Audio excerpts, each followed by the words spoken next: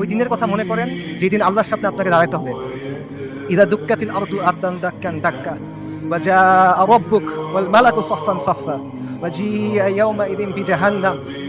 পৃথিবী চূর্ণ বিচূর্ণ হয়ে যাবে, বালির মতো হয়ে যাবে।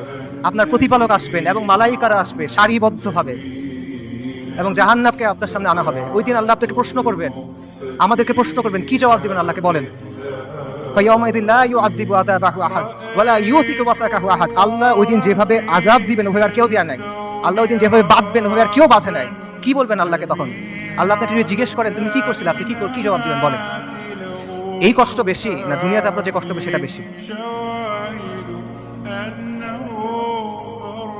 এত কিছুর পরও দেখেন আল কুদসের মানুষ ঈমান, ইস্তিকামাত এবং সবরের কি দৃষ্টান্ত স্থাপন করছে। একজন বৃদ্ধা বলতেছে, আমাদের জান, মাল, সন্তান সবকিছু আল্লাহর জন্য কুরবান। মৃত্যু যদি আল কুদসের জন্য হয় তাহলে এটা সুন্দর মৃত্যু। ইনশাআল্লাহ কিয়ামত পর্যন্ত আমরা রিবাদ করে যাব। এটা সস্তা কিছু না, এটা রাসূলুল্লাহ সাল্লাল্লাহু আলাইহি ওয়াসাল্লামের ইসরা ওয়াল মিরাজের জায়গা। আমরা বাইতুল মাকদিসের অধিবাসীরা প্রস্তুতি আছি, কুরবানি করার জন্য প্রস্তুতি আছে, যত কুরবানি লাগে আমরা করব।